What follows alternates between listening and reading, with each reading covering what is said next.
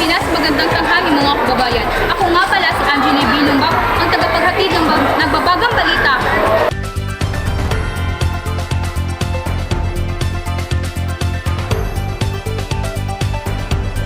Yes, Angeli, marami na ang mga residente ang nagsisimula ng mag-impake at mag-evacuate.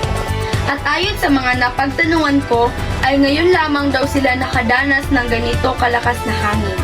Kaya nangangamba daw sila sa mangyayari at para na rin daw sa kaligtasan ng kanilang mga kapamilya. Dahil ayon sa ating mga eksperto, ay ilang saglit na lamang ay pwede nang pumasok sa PAR or Philippines Area of Responsibility ang bagyong Karina. Kaya kailangan talaga nating paghandaan ang paparating na bagyo. Lalo na't pwede daw maapektuhan ang buong Pilipinas at pwede rin daw itong manatili sa ating bansa ng ilan pang mga araw. Ito ay isa lamang sa mga video na nakuhanan ng isang residente na nagpapatunay na nagsisimula ng mataranta ang mga tao sa bahaging ito.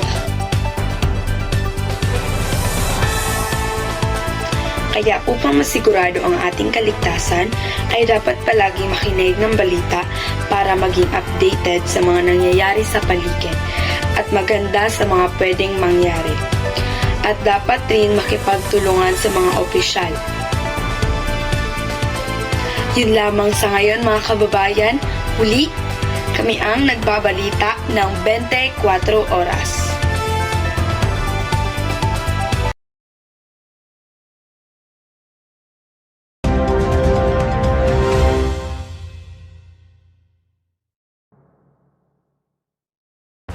Magandang tanghali mga kababayan.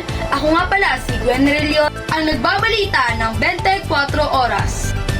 Nandito tayo ngayon live sa studio upang maibalita sa inyo ang nangyaring napakalakas na lindol sa Bansalan, Davao del Sur. Ay nasa mahigit 6.8 magnitude at nakapinsala ng 30 na kabahayan sa Bansalan at tatlong barangay ang nagkaroon ng crack. Isang batang babae ang namatay dahil nabagsakan ng malaking kahoy. Manood ng 24 oras upang masubaybayan kung ano na ang nangyayari sa ating bansa.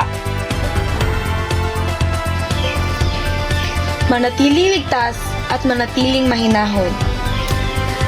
24 oras.